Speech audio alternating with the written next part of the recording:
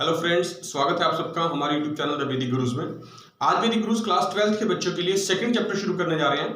Inverse trigonometric functions का जो chapter है, जिसमें हम आपको इनवर्स फंक्शंस के रेंज और डोमेन के बारे में समझाएंगे और उनकी प्रिंसिपल वैल्यूज क्या होती हैं वो समझाएंगे। तो आइए शुरू करते हैं। देखिए फर्स्ट एक्सरसाइज के साथ 2.1 इनवर्स ट्रिग्नोमेट्रिक फंक्शंस की लिखा है। फर्स्ट क्वेश्चन है, find the principal value of sine inverse -1/2।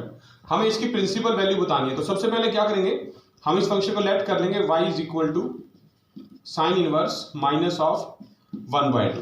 और कुछ बेसिक चीजें हैं जो मैं समझा रहा हूं आपको आज। सबसे पहले कि फंक्शन जो है इनवर्स ट्रिग्नोमेट्रिक फंक्शन, हमें उनकी रेंज की जरूरत बहुत ज्यादा पड़ने वाली है। तो ये फंक्शन और रेंज आपको एक तरह से लर्न करनी है। कैसे है देखिए, बता देता हूं आपको। जो फर्स्ट फंक्शन है साइन इनवर्स x, उसकी जो रेंज है वो है -π/2 से π/2 तक क्लोज इंटरवल में। देखिए ये हमारा क्वाड्रेंट सिस्टम है, यहां पर मैंने लिख लिया है क्वाड्रेंट सिस्टम। ये आपको क्लास 11th में भी समझाया गया होगा। Quadrant system 0, π/2, π, 3π/2, 2π। तो माइनस जो ये 3π/2 होता है, एक्चुअली जब आप ये एंटी क्लॉकवाइज डायरेक्शन में चलते हैं 0 से ऊपर की तरफ तो पॉजिटिव वैल्यूज होती हैं, और जब क्लॉकवाइज डायरेक्शन में नीचे की तरफ चलते हैं तो नेगेटिव वैल्यूज होती है। तो ये जो 3π/2 लिखा हमने, ये एक्चुअली -π/2 भी है। तो जब हम बात करते हैं कि साइन इनवर्स की जो रेंज है -π/2 से +π/2 क्लोज इंटरवल में है, तो हम बात कर रहे हैं कि -π/2 से लेके ये +π/2 तक, यानी फर्स्ट और फोर्थ क्वाड्रेंट में, दो क्वाड्रेंट में साइन इनवर्स x की वैल्यूज हमेशा लाई करेंगी।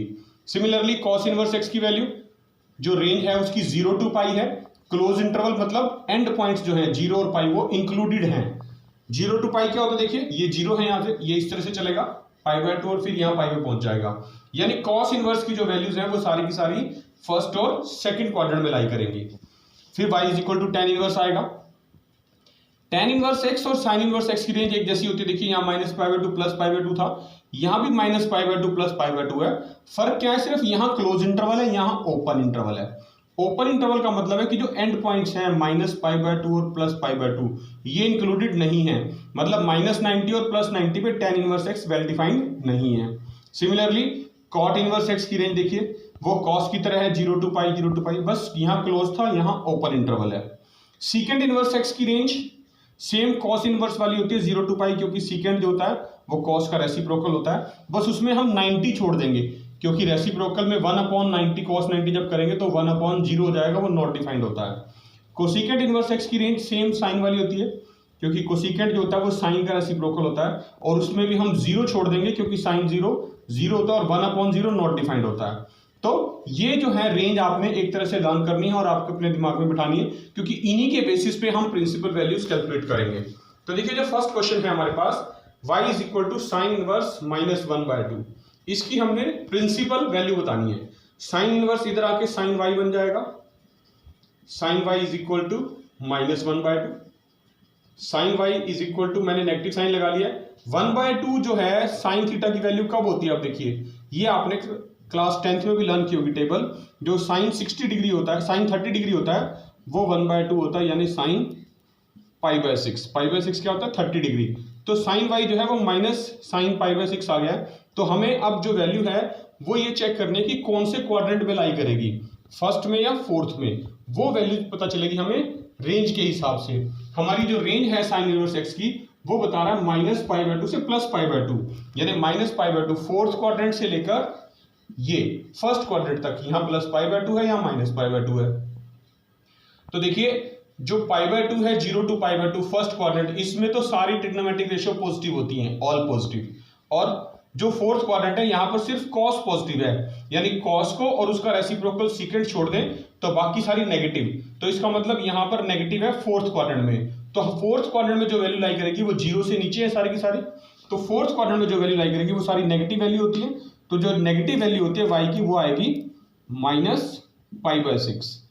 y इज इक्वल टू -π/6, क्योंकि आप इसको इस फॉर्म में भी रिप्रेजेंट कर सकते हैं, sine y is equals to sine -π/6, क्योंकि आपको पता है 0 -π/6 जो होता है माइनस साइन π/6 होता है।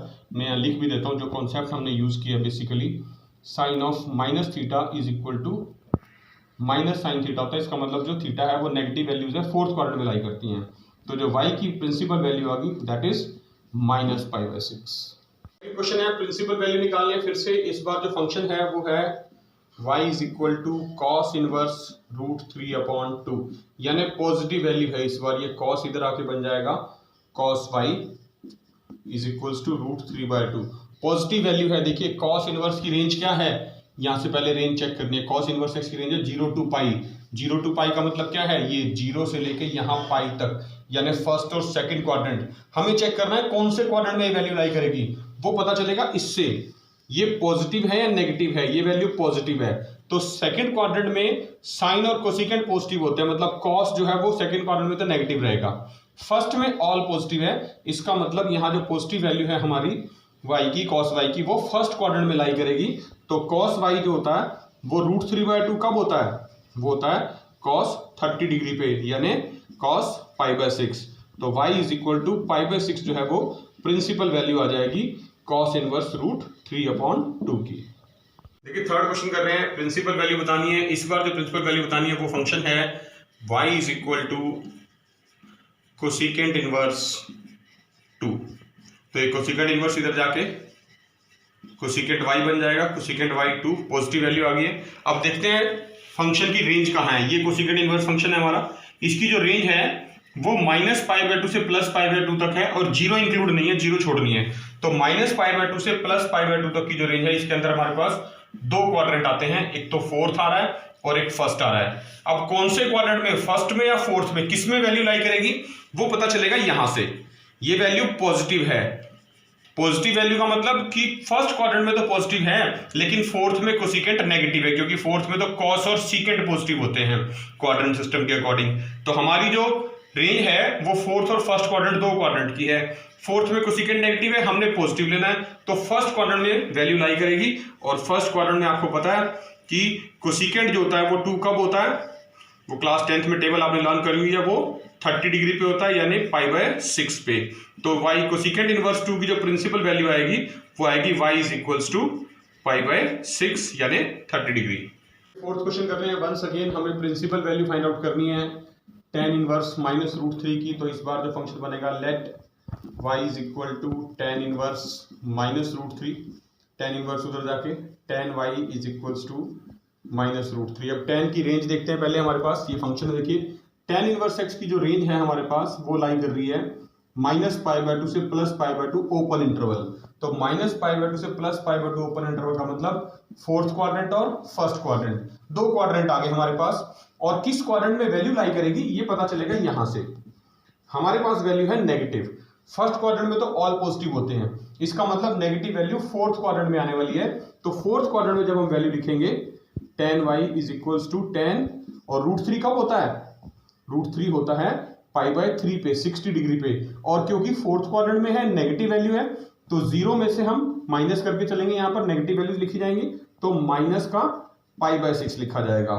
तो देखिए y की जो वैल्यू आ जाएगी यहाँ पर -π/6, यानी tan इनवर्स -√3 की प्रिंसिपल वैल्यू -π/6। देखिए फिफ्थ क्वेश्चन करने के बाद लिखा है find the principal value of cos inverse -1/2। तो लेट कर लेंगे y is equal to cos inverse -1/2। ये cos इनवर्स इधर आ जाएगा तो बनेगा cos y is equal to -1/2। cos inverse की रेंज चेक करनी है हमने यहाँ से। cos इनवर्स की जो रेंज है वो 0 to π है। तो 0 to π का मतलब है ये देखिए, ये 0 to π आ गए हम। फर्स्ट और सेकंड क्वाड्रेंट, दो क्वाड्रेंट आए हमारे पास रेंज में, तो दोनों में से कौन से क्वाड्रेंट में वैल्यू लाई करेगी ये हमें पता चलेगा यहां से। यहां पर नेगेटिव वैल्यू है, नेगेटिव वैल्यू cos की, तो फर्स्ट क्वाड्रेंट में तो आ ही नहीं सकता क्योंकि यहां तो ऑल पॉजिटिव है। तो इसका मतलब सेकंड क्वाड्रेंट में वैल्यू आने वाली है नेगेटिव। और cos y is equal to, तो 1/2 कब होता है cos थीटा, देखिए cos थीटा 1/2 होता है 60 डिग्री पे π/3। लेकिन क्योंकि ये वैल्यू सेकंड क्वाड्रेंट में है और सेकंड क्वाड्रेंट में आने के लिए आपको क्या करना पड़ेगा, सेकंड क्वाड्रेंट पाई तक है, तो पाई में से जब यहां जाएंगे तो ये 180 होता है, ये 90 होता है। देखिए 90 से 180 इधर बढ़ रहा है, तो ऊपर जाएंगे जब सेकंड क्वाड्रेंट तो पाई में से माइनस करना पड़ेगा। कितना माइनस करना पड़ेगा, जितनी इसकी वैल्यू थी 1/2 की, पाई माइनस π/3। 60 डिग्री पे था ना 1/2, तो ये आएगा cos y is equal to cos और पाई माइनस π/3, एलसीएम ले लेंगे आप, 3 पाई माइनस पाई यानी 2 π/3। तो देखिए y की जो प्रिंसिपल वैल्यू आ गई वो 2π/3 आ गई, और y क्या था, cos इनवर्स -1/2। इसी तरह से हम 6th क्वेश्चन की अगर बात करें, यहां भी प्रिंसिपल वैल्यू बतानी है, पर इस बार जो फंक्शन है वो है y = tan इनवर्स -1। तो ये जो tan है ये इधर आके बन जाएगा, क्या बनेगा, tan इनवर्स y = -1। अब टेंजेंट इनवर्स की रेंज देखते हैं, देखिए tan इनवर्स की जो रेंज है ये रही -π/2 से +π/2। तो -π/2 से +π/2 का मतलब क्या है, -π/2 से +π/2 अगर मैं क्वाड्रेंट सिस्टम में चेक करूं तो ये -π/2 है, ये +π/2 है, यानी ये दो क्वाड्रेंट आए, 4th और 1st। अब दोनों में से कौन से क्वाड्रेंट में वैल्यू लाई करेगी वो यहां से पता चलेगा, क्योंकि tan इनवर्स y की जो वैल्यू है वो नेगेटिव है, तो फर्स्ट में तो आएगी नहीं, क्योंकि फर्स्ट में तो ऑल पॉजिटिव होते हैं। इसका मतलब नेगेटिव वैल्यू 4th क्वाड्रेंट में आ रही है। तो 4th क्वाड्रेंट में जाने के लिए क्या लेना पड़ेगा, यहां पर बनेगा tan y = tan 4th quadrant में जाने के लिए 0 में से माइनस करना पड़ेगा ना, ये 0 यहाँ 0 - 1 की वैल्यू क्या आती है, π/4। 10th क्लास में पढ़ा होगा आपने, tan थीटा जो 1 होता है वो 45 डिग्री पे होता है, π/4। तो ये देखिए ये tan y = tan 0 - π/4 -π/4 आ गया, तो y = -π/4 जो है वो प्रिंसिपल वैल्यू बनेगी tan इनवर्स -1 की। कई बार क्या होता है बच्चों के माइंड में कंफ्यूजन हो जाता है कि सर यहां पर तो दोनों वैल्यूज लिखी हैं, 0 भी लिखा है 2π भी लिखा है, तो हमने 0 में से ही -π/4 क्यों माइनस किया। तो देखिए दोनों ऑप्शन ठीक हैं, कोई भी गलत नहीं होता है, दोनों में प्रिंसिपल वैल्यूज ठीक हैं, चाहे आप 0 में से माइनस करके लिखें या 2π में से। तो देखिए मैं करके दिखा रहा हूं आपको, जैसे हमने यहाँ पे लिखा था tan y = tan, हमने कहा था 1 जो होता है π/4 होता है, लेकिन 4th क्वाड्रेंट में जाना है तो 2π में से भी माइनस कर सकते हैं आप, 2π - π/4 भी लिख सकते हैं। और जब इसका एलसीएम लेंगे आप तो ये बनेगा tan y = tan 4 2 8π - π 7π, यानी 7π/4। तो जो y की प्रिंसिपल वैल्यू आएगी वो 7π/4। तो -π/4 वैल्यू भी ठीक है और 7π/4 वैल्यू भी ठीक है। तो आंसर दोनों ऑप्शन हो सकते हैं, ये भी ठीक है और ये भी ठीक है। Both are the same principal values of the function y = tan inverse -1। 7th question discuss कर रहे हैं, फर्स्ट एक्सरसाइज का ही प्रिंसिपल वैल्यू बतानी है। फिर से फंक्शन है y = secant inverse 2/√3। secant inverse इधर आ जाएगा तो क्या बनेगा, secant y = 2/√3। secant इनवर्स की रेंज चेक करनी है, देख लेते हैं एक बार। ये फंक्शन लिखे हुए सारे रेंज लिखी हुई है। जो secant इनवर्स की रेंज है वो 0 to π है, इसमें π/2 इंक्लूड नहीं है। 0 to π क्लोज इंटरवल, तो 0 to π का मतलब होता है ये देखिए, ये 0 to π फर्स्ट क्वाड्रेंट और सेकंड क्वाड्रेंट, दो क्वाड्रेंट आए। अब दोनों में से कौन से क्वाड्रेंट में वैल्यू लाई करेगी वो हमें पता चलेगा यहां से कि ये पॉजिटिव है नेगेटिव है। 2/√3 पॉजिटिव है, सिर्फ फर्स्ट क्वाड्रेंट में ऑल पॉजिटिव होते हैं, तो इसका मतलब ये वैल्यू फर्स्ट क्वाड्रेंट में लाई करने वाली है। और ये आपको टेबल में आपने क्लास 10th में पढ़ा हुआ है, secant y जो होता है वो 2/√3 कब होता है, वो 30 डिग्री पे होता है, π/6। तो y = π/6 आ गया, 30 डिग्री फर्स्ट क्वाड्रेंट में पॉजिटिव वैल्यू आ गई। y = secant इनवर्स 2/√3 के लिए प्रिंसिपल वैल्यू आ गई।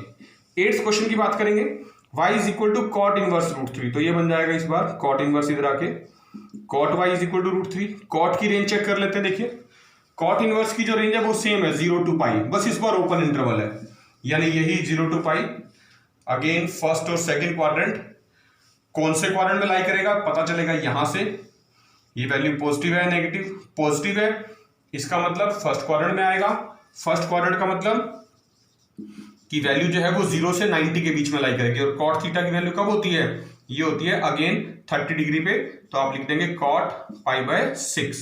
तो जो प्रिंसिपल वैल्यू आएगी cot इनवर्स √3 की वो हो जाएगी y = π/6। 9th क्वेश्चन कर रहे हैं, फर्स्ट एक्सरसाइज का, ये प्रिंसिपल वैल्यू फाइंड आउट करनी है। y = cos इनवर्स -1/√2 है फंक्शन, इस बार cos इनवर्स इधर आ जाएगा तो क्या बनेगा, cos y = -1/√2। cos इनवर्स की रेंज चेक कर लेते हैं एक बार, देखिए ये फंक्शन हमने लिखा हुआ है cos इनवर्स x, रेंज है 0 to π क्लोज इंटरवल। तो 0 to π का मतलब है यहां से यहां तक, यानी फर्स्ट क्वाड्रेंट और सेकंड क्वाड्रेंट। अब डिसाइड करना है कि कौन से क्वाड्रेंट में वैल्यू लाई करेगी, वो यहां से पता चलेगा। माइनस नेगेटिव वैल्यू है तो सेकंड क्वाड्रेंट में लाई करेगी, क्यों, क्योंकि फर्स्ट क्वाड्रेंट में तो ऑल पॉजिटिव होते हैं। तो इसका मतलब सेकंड क्वाड्रेंट में हमें जाना है तो क्या करना पड़ेगा सेकंड क्वाड्रेंट में जाने के लिए? पहले तो cos 1/√2 यानी की वैल्यू लिख लेते हैं, 45 डिग्री पे होता है π/4। ये पाई लिखा है यहाँ 180, इसमें से कुछ माइनस करेंगे तभी सेकंड क्वाड्रेंट में आप जा पाएंगे, तो पाई माइनस π/4 लिखना पड़ेगा आपको, क्योंकि सेकंड क्वाड्रेंट में जाने के लिए 180 में से माइनस करना पड़ेगा। तो मैंने लिख दिया cos पाई माइनस π/4। तो cos y जो आ गया आपके पास, देखिए cos, ये माइनस कर देंगे, एलसीएम लेंगे, 4 पाई माइनस पाई 3 π/4। तो जो y की वैल्यू आ गई है वो 3 π/4, और y क्या था cos इनवर्स -1/√2, यानी इसके प्रिंसिपल वैल्यू 3 π/4 है। सिमिलरली 10th क्वेश्चन है, इस बार कोसिकेंट इनवर्स -√2 और प्रिंसिपल वैल्यू निकालनी है। ये फिर से इधर आ जाएगा, cosecant y is equal to -√2। Cosecant की रेंज चेक करते हैं। देखिए कोसिकेंट इनवर्स x की जो रेंज है वो क्लोज इंटरवल -π/2 से +π/2 है, जीरो इंक्लूड नहीं है। तो -π/2 से +π/2 का मतलब है कौन से क्वाड्रेंट में आएगा? देखिए हमने लिखा है ये -π/2 है, ये +π/2 है, तो कौन से क्वाड्रेंट आगे? फोर्थ और फर्स्ट, दो क्वाड्रेंट आगे। अब इन दोनों में से कौन से क्वाड्रेंट में हमने वैल्यू लिखनी है वो पता चलेगा यहां से। ये वैल्यू हमारी नेगेटिव है तो फर्स्ट में नहीं आएगी, क्योंकि फर्स्ट में तो ऑल पॉजिटिव होते हैं, इसका मतलब फोर्थ क्वाड्रेंट में वैल्यू लाई करेगी। और फोर्थ क्वाड्रेंट में जब वैल्यू लाई करेगी तो वो क्या होगी? जीरो में से माइनस होके आएगी, यानी आप लिखेंगे कोसिकेंट 0 माइनस, और √2 वैल्यू कब होती है? 45 डिग्री पे, यानी π/4 पे। तो 0 माइनस π/4, तो कोसिकेंट y जो आएगा वो आपका बनेगा कोसिकेंट -π/4, यानी y इज इक्वल टू -π/4। ये प्रिंसिपल वैल्यू आ गई।